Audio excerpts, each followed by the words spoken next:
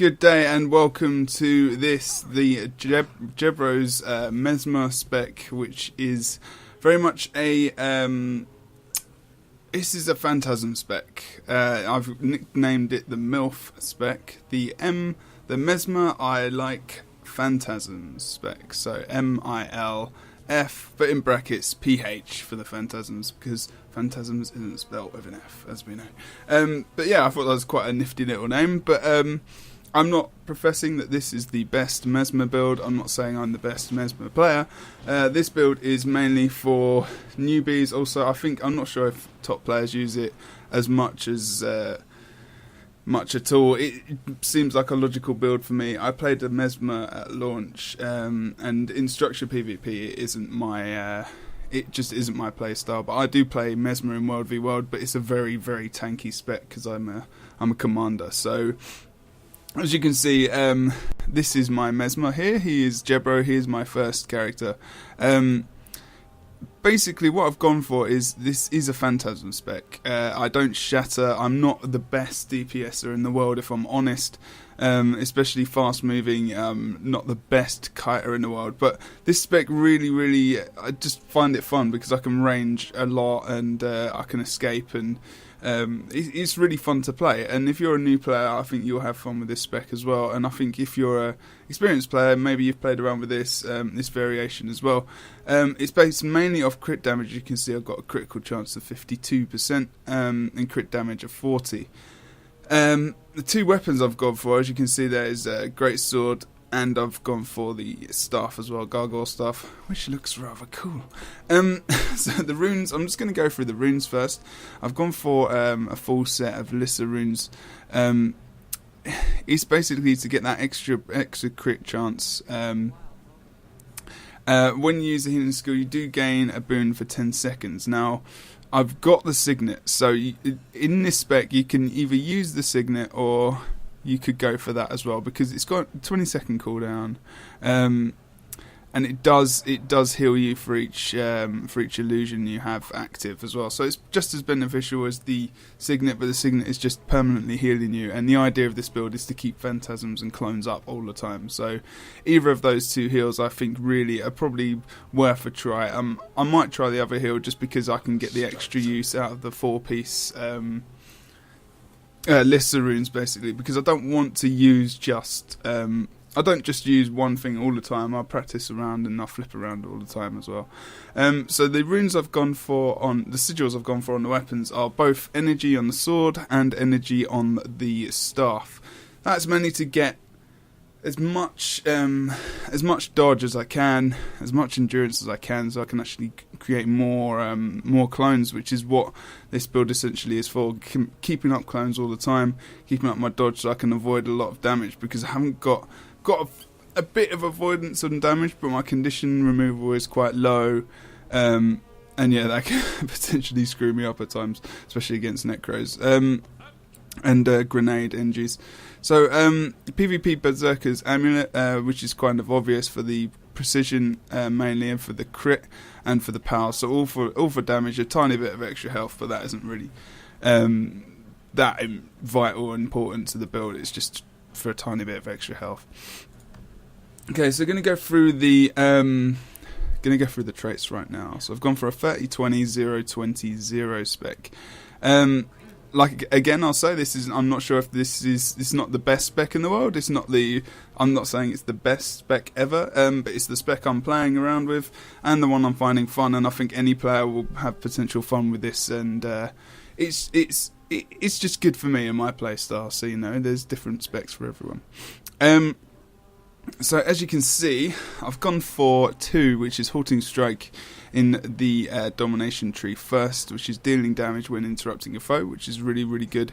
When you're basically, if you're interrupting people's abilities and stuff, you're going to be doing a bit of extra damage. As you can see, the base is like 711 for that, which is really, really great for Chaos Stormers. You do get that daze for 1.25 seconds and whatnot, so I'll normally try and put that down and get a lot of my burst damage on with the Chaos Field when they're in that, and I'll try and be in it maybe as well, just so I can get an extra couple of boons for myself, maybe like Aegis and that retaliation. A little bit of swiftness as well as I'm running around. Also then I'll try and escape using that phase retreat, and I'll get the Chaos Armor, which comes off of that, which is on top of that boot as well, which is really, really good, a really, really useful ability to have. Staff is really, really good for Mesmers for escaping and whatnot. So going to go for Empowered Illusions. So illusions deal more damage, so more illusions up, the better, obviously. That just goes without saying. And this is a spec focused on that, so that's a good trait to have. Chance to inflict stun whenever you daze a target. So we're dazing quite a lot from this spec. Basically, as you can see, there's the daze off the staff as well. And it's not necessarily just I'm not 100% sure, because there's not a massive amount of daze in this. But I mean, it just seems to be one of the stronger ones. I could switch it out for something lower. I'm not sure. I mean, increased power while wielding greatsword reduces recharge on greatsword skills. I could go for that. I have been using that, but I've just found it good for when I'm bursting. Literally for that 5, I just do. I just it just seems to be a lot more damage, and it helps me a hell of a lot more. Basically, I'm going to go into dueling now. So dueling in 20, your Phantasms have Fury. So all my basically I want to try and get both my Phantasms out and try and keep them up as much as possible for all of my Phantasms. They're going to have Fury, increasing their crit chance, and doing more damage. And that's interval of 10 seconds, and the Fury's for 10 seconds. That's almost permanent Fury, pretty much. I'm pretty sure it doesn't actually give them permanent Fury, but I could be wrong. So going to move on. Illusions inflict bleeding on critical hits. I've got a lot of critical damage, so they're going to be permanently bleeding as well, hopefully. This is one big important one. Create a clone at your current position when you dodge. The more clones I've got, the better, really. I mean, I really, really, really, really need the clones up permanently, and the more dodge I've got as well, the more survival I get, and the more targets there are for them to hit, and the more the AoE gets spread. If I've got a lot of clones in one place, obviously the more targets there are, the more damage gets spread around. So it's really, really, really good to have as many clones as I can up as possible. So I've gone 0 in Chaos, and I've gone for Inspiration. I've gone for 10, which is compounding celerity. So I have got no speed on this spec whatsoever. I mean, mobility-wise, I've got Blink, and I've got the Portal, of course, and I can get a little bit of swiftness off of Chaos Storm if I'm in that at the time. So, I mean, might get lucky with Chaos Armor as well, and the other Chaos Armor, but potentially it's all just luck, with the swiftness. So I do need a bit of extra speed to get around the map if I can, because Mesmer, with this spec, I want to be moving around the map as fast as possible. So move faster for each active illusion. So hopefully I've got those active in the fight somewhere, and I'm just going to be able to run around. Also, when I'm in the fights, I want to be kiting a lot as well. So I want to be moving. I want my speed to be fast. So I need to be legging it away, trying to kite as much as possible, and potentially outpacing the guy who's maybe chasing me around the map. Phantasms grant healing regeneration to nearby allies, which is really, really useful in this spec. So not only is it quite high DPS, but you offer a little tiny bit of support, which I always like to stick into my spec somewhere. I like to help my team. Always think that having a spec revolving around a team fight is always a benefit. And also a Temporal Enchanter, which is the last trait I've got into here. Glamour skills last longer, so my Portal's going to last longer, and my Null Field's going to last longer. Obviously Blink is manipulation, which is not going to be lasting longer whatsoever, but there's there's a Blink. So it's really, really, really good to have that.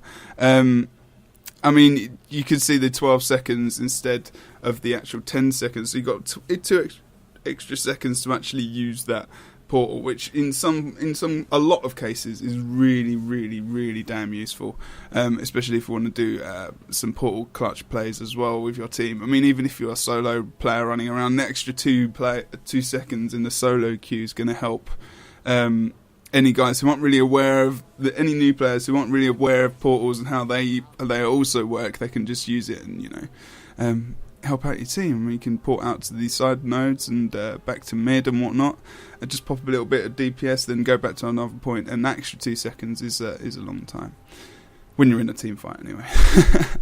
So basically, that is the traits for that build. As you can see, the power is quite high, the precision and the crit damage is quite high. Got a little tiny bit of healing and an extra bit of vitality as well. Just going to go through the utilities very, very quickly. Blink, obviously a really good stun breaker, good for escaping. Also a good gap closer as well, just in case you need to get in close for the... closer to actually get some range, or you need to kite as well. It's really, really good for that. Obviously, you want to be further away, a max range as possible with the greatsword, because obviously you know that with greatsword, the greater your range, the more damage you do. And also, you want to try and target a target in team fights. You want to try and target someone who's at the back end of a fight, so anyone that crosses that line of your greatsword will actually get damage as well, because it is very much an AoE ability if people go into the line of that great sword. I'll try and put some gameplay on it at any point as well. Phantasm Berserker is some of your main damage pretty much in this spec. Illusionary Wave is a great knockback to try and contest a node, just to basically to try and interrupt. That's another interrupt that you've got, which is also great for one of the other traits up here. There you go, deal damage when interrupting a foe. So that's extra damage on that, as long as you get the interrupt anyway. I'm going to go have a look quickly at Null Field. So you create a field of energy that rips all boons from foes and cures all conditions on allies. A lot of people, other than probably tournament players obviously, think the Null Field is just something which is just useful for actually keeping conditions off of you and your teammates. I usually actually pop it on a node when I can see that a Guardian's actually got a load of his boons up. Unless he's actually popped all his utilities, I might just hold it when he's popping his boons up. I'll pop that up and then I'll get my burst DPS down on him. It's really, really, really good for taking down warriors as well, which I experienced quite a lot earlier. Portal, obviously, Portal is to help your teammates get around the map quicker, also yourself. Really good for clutch plays, especially trying to save your teammates, trying to get out of fights, escaping, also trying to potentially leaving it at a side point or at a mid point as potentially you, because you can pop that back down and get back on the point as soon as possible to actually make sure that the enemies are not contesting it. And I have mass invisibility. It's the shortest cooldown for all the elites. It's great for escaping. Stealthing for 5 seconds. Also, it's an AoE stealth for all your teams, so you can use that in team fights to res, to down, to just get you all out of there, to get you all in there. If you haven't got a thief, it's quite useful if you gather up and then use that to get on the point, but it's only 5 seconds, so it's not very long. The range is really, really big on it as well, 1.2k. So yeah, that's quite a nice elite to use. And obviously with the Lissa runes, especially if you're escaping as well, you're going to have that 6-piece set, which gives you all boons, and you do lose all conditions as well. So for escaping, it's ideal. For coming in on, if you want to burst someone as well, and you want to give them a surprise, you can actually use that as well. I'm not sure I would use it myself, but sometimes it is very nice to use that. So basically, that has been my Mesmer spec, my MILF Mesmer spec. I hope you've enjoyed this, and I hope you can check out all the other videos that I've currently got on my YouTube channel. Many videos, quite a few build videos going up. I'm going to be putting up more in the future. So yeah, check out my YouTube channel. Check me out on Twitch at www.twitch.tv/JebroUnity. Check me out at Twitter at JebDan. And I'll see you very soon, guys. Thank you for checking out this spec. And yeah, cheers.